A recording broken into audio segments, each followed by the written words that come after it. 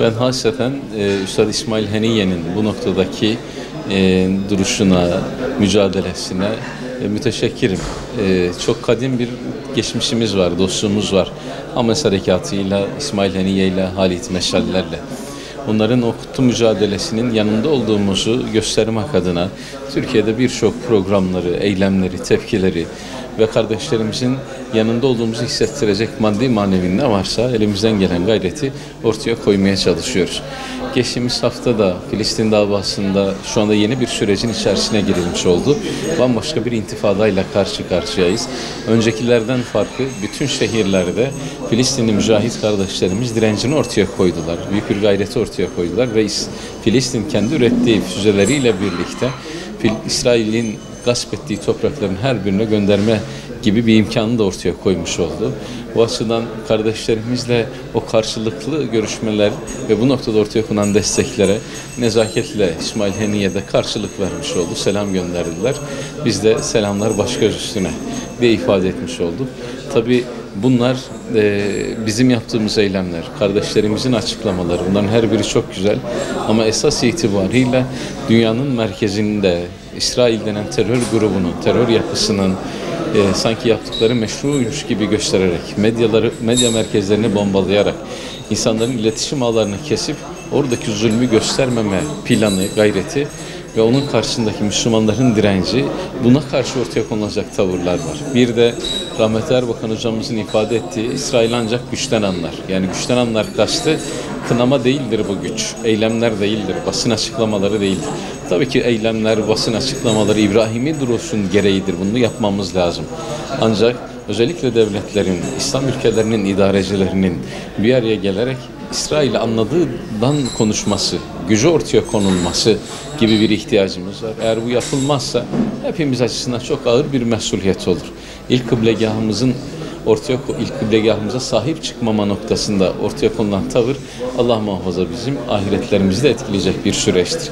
Başta Türkiye'miz olmak üzere İçimizde bulunan bir sürü NATO üsleri var. Başta onların kapatılması, elçiliklerin tekrar kapatılarak yeni bir sürecin başlatılması, yapılan ticari anlaşmaların, askeri anlaşmaların hepsinin iptalinin sağlanması ve bununla birlikte İslam barış gücünün Kudüs-ü Şerif'e, Filistin'e, Gazze'ye, Ramallah'a, Batı Şeria'ya gönderilerek bu noktadaki bizim tavrımızın net bir şekilde çizilmesi gerekir.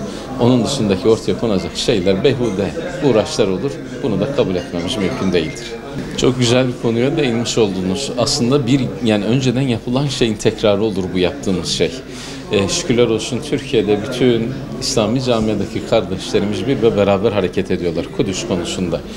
Biraz önce ifade ettiğim yani aslında yapılmışın tekrarı dediğimiz hususta Üstad Selahaddin Eyyubi Kudüs cihadına başladığı vakit onun öncesinde yıllarca o dağınık, tefrika içerisine düşmüş İslam topluluklarını Peygamber Efendimizin sevgisi ve Kudüs mücadelesinde topladı. Şimdi aynı şeyle karşı karşıyayız.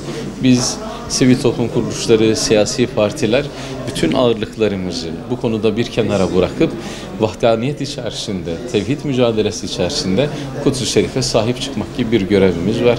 Allah korusun bu mesele bir ayrılığa da dönüşürse bu da telafisi mümkün olmayacak sonuçları doğurmuş olur. Hasreten bu iklimi devam ettirmemizde fayda var. Sadece Kudüs değil, diğer birçok hayırlı çalışmada, hayırlı konularda birlikte olmak kadar güzel bir şey yok. Ve Türkiye genelinde yapılan bütün eylemlerde o birlikteliği hamdolsun görmüş olduğum yaşıyoruz. İnşallah bundan sonra da böyle devam eder. Yani şu önemli, zaten sivil toplumun tarifine baktığımızda halkın meşru taleplerini siyasi erklere, hükümetlere bir baskı aracı olarak tarif edilir sivil toplum. Yani o meşru talepleri yaptırma vazifesi vardır sivil toplumun. Bu tam tersine işlerse, yani iktidarların ortaya koymuş olduğu yol haritasını halka yaptırma vazifesi yaparlarsa bu sivil toplum olmaz. O açıdan birçok sıkıntıyı yaşıyoruz zaten.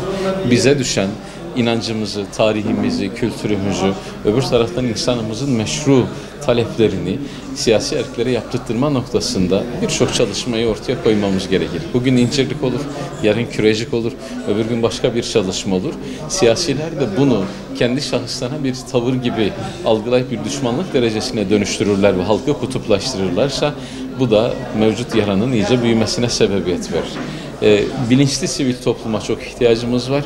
Yani eylemdir, basın açıklamasıdır, birebir görüşmelerdir, hazırlanan raporlardır, anketlerdir, tahlillerdir. Bunun yapılması sivil toplumun en önemli vazifesidir. İktidar sahipleri de eğer hakikaten aklederlerse bu onlar açısından da önemli bir şeydir. Sonuçta gücü elde eden insan birileri karşısında hakikati konuşmazsa yaptığı bütün yanlışlıkları meşru, doğru, hakikatmiş gibi düşünmeye başlar. Ancak biz öyle bir ecdadın torunlarıyız ki Ömerlerin, Efendimiz sallallahu aleyhi ve sellem'in ortaya koyduğu tavırlar bir yanlışı gördüğümüzde uyarmak, yanlış yapıyorsun demek. Yani zalimlik yapsa da, iyilik de yapsa da, kötülük de yapsa da hangisi ise iyiliklerine iyi, yanlışlarına yanlıştır demek gibi bir görevimiz var. O açıdan bu durum hem iktidarlar hem halk hem de sivil toplum açısından önemli bir kazanç olur. Ben teşekkür ederim. Bu noktada Rehber TV İlke Haber Ajansı onurlu, izzetli duruşunu hep hissettirdi. Biz kardeşlerimizi takip ediyoruz.